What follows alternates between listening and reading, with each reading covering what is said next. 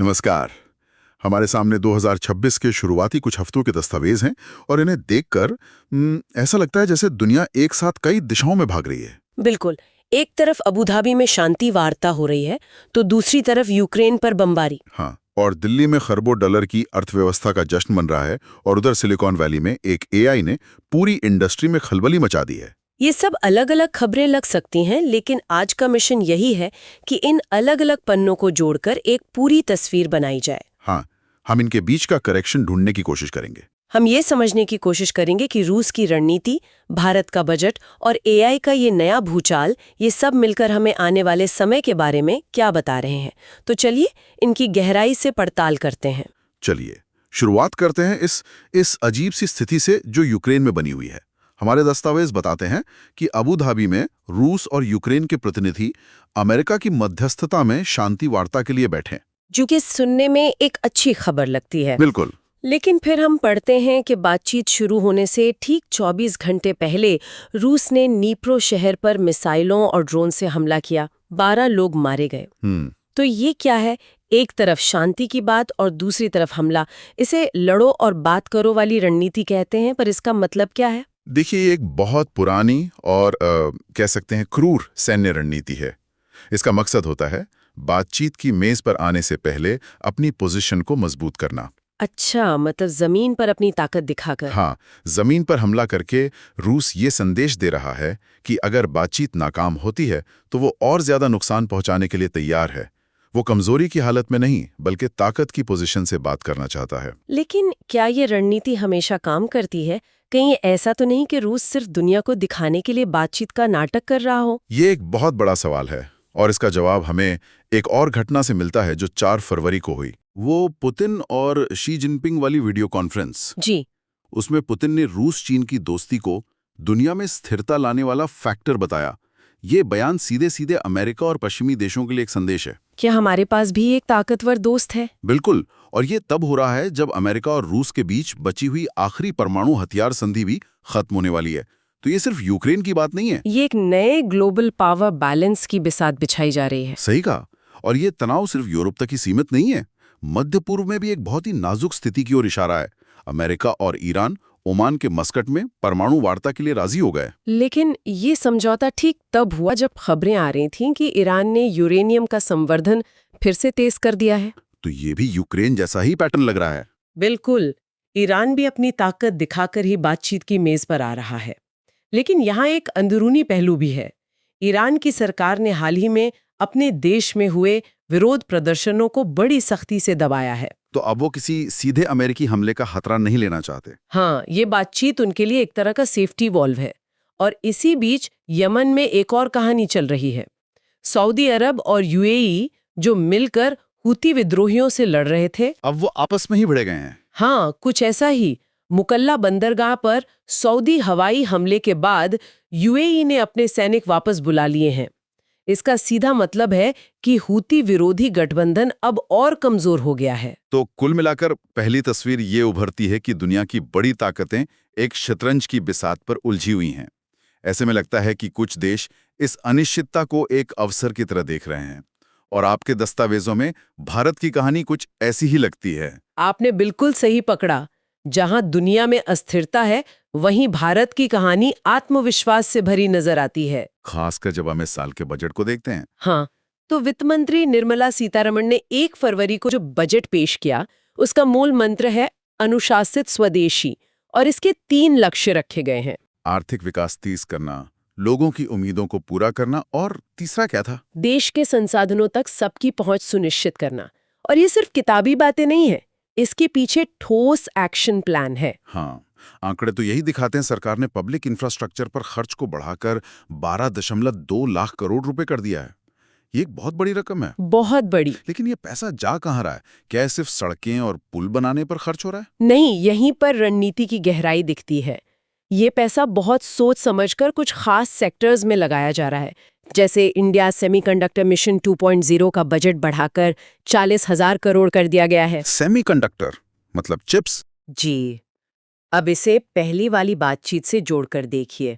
दुनिया में global tension बढ़ रही है और चिप्स आज के जमाने का नया तेल है। और इन पर कंट्रोल के लिए अमेरिका और चीन में जंग छिड़ी हुई है। बिल्कुल। ऐसे में भारत अपनी चिप बनाने की क्षमता को बढ़ाकर चीन और दूसरे देशों पर अपनी निर्भरता कम करना चाहता है। ये एक आर्थिक फैसले से ज्यादा एक रणनीतिक फैसला है।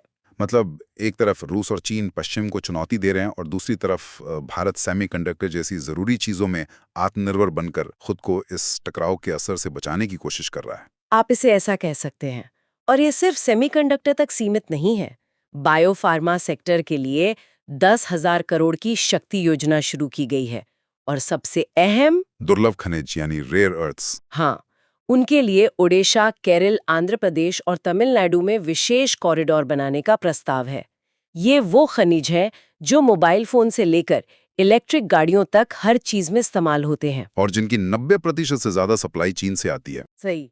तो भारत इस मामले में भी आत्मनिर्भर होना चाहता है। और इस रणनीति के नतीजे भी दिखने लगे हैं। दस्तावेजों के मुताबिक जनवरी 2026 में भारत जापान को पीछे छोड़कर दुनिया की चौथी सबसे बड़ी अर्थव्यवस्था बन गया। 4.18 ट्रिलियन डॉलर की जीडीपी के साथ। Mumbai Ahmedabad bullet train project की एक और सुरंग का काम पूरा हो गया। ये सब तो बहुत प्रभावशाली है, लेकिन इतना बड़ा खर्च करने के लिए पैसा कहाँ से आ रहा है? क्या देश के बैंक इतने मजबूत हैं? ये एक बहुत जरूरी सवाल है और इसका जवाब भारत के बैंकिंग सेक्टर के साइलेंट ट्रांसफॉर्मेशन में छिपा है। दस्तावेज बताते हैं कि बैंकों का सकल गैर निष्पादित संपत्ति यानी एनपीए अनुपात एक दशक के सबसे निचले स्तर 2.1% पर आ गया है। एक मिनट, इसे आसान शब्दों में समझाइए। एनपीए का कम होना आम आदमी के लिए क्या मायने रखता है? आसान भाषा में कहें तो इसका मतलब है कि बैंक अब पहले से कहीं ज्यादा स्वस्थ हैं। एनपीए वो लोन होते हैं जिनके वापस आने की उम्मीद कम होती है। अच्छा। तो 2.1% का मतलब है कि ज्यादातर लोग और कंपनियां अपने लोन समय पर चुका रहे हैं।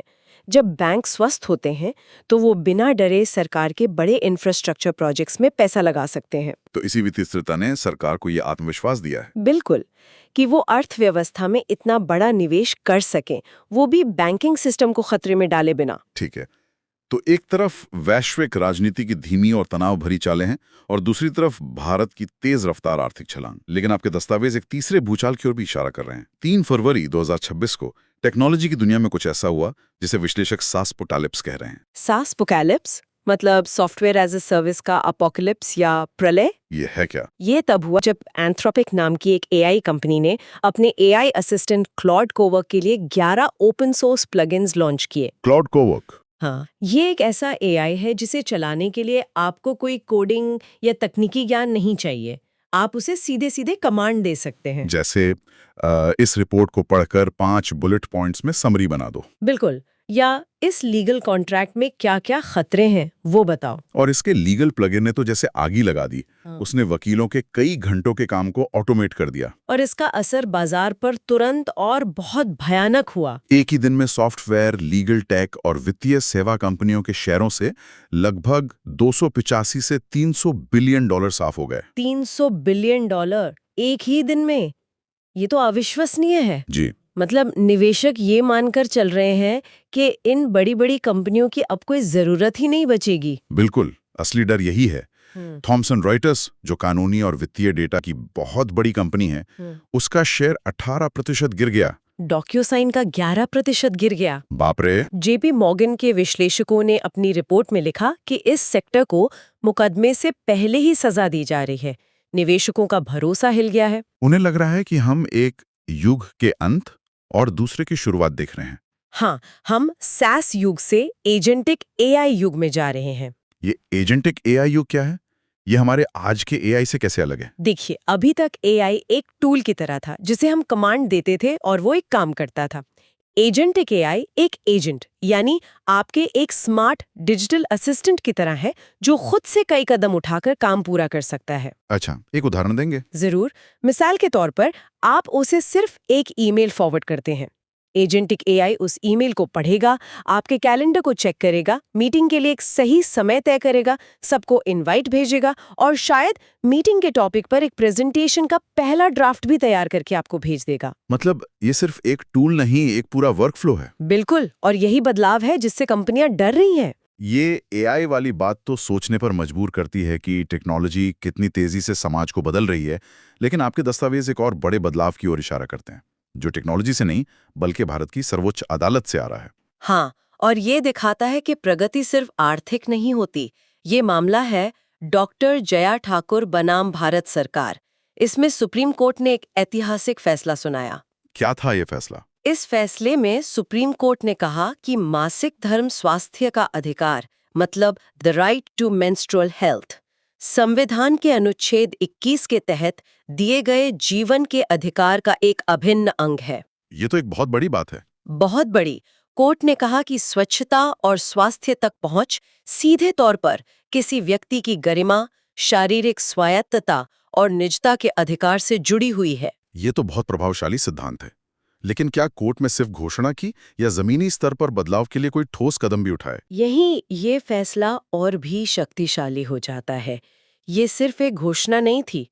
कोर्ट ने केंद्र और राज्य सरकारों को ठोस निर्देश दिए। क्या निर्देश? उन्होंने आदेश दिया कि देश के सभी सरकारी और सरकारी सहायता प्राप्त स्कूलों में लड़कियों के लिए मुफ्त ऑक्सो बायोडिग्रेडेबल सैनिटरी नैपकिन उपलब्ध कराए जाएं और हर स्कूल में लड़कियों के लिए अलग और फंक्शनल शौचालय हों। तो ये आर्थिक विकास को सामाजिक सम्मान और न्याय से जोड़ने की एक शक्तिशाली मिसाल है। बिल्कुल। एक तरफ देश बुलेट ट्रेन और सेमीकंडक्टर की बात कर रहा है, तो दूसरी तरफ देश की सर्वोच्च अदालत ये सुनिश्चित कर रही है कि विकास का मतलब बुनियादी मानवीय गरिमा भी हो। तो 2026 की ये शुरुआती तस्वीर हमें कहाँ ले जाती है? एक तरफ वैश्विक ताकतें एक दूसरे को तौल रही हैं, दूसरी तरफ भारत इस माहौल में एक आर्थिक महाशक्ति बनने की राह पर तेजी से बढ़ रहा है। और इन सब के बीच एआई एक ऐसी शक्ति के रूप में उभर रहा है जो पूरी इंडस्ट्रीज को रातों रात बदलने की धमकी दे रहा है। और इन सब बड़ी खबरों के बीच एक छोटी लेकिन बहुत दिलचस्प खबर भी इन दस्तावेजों में है।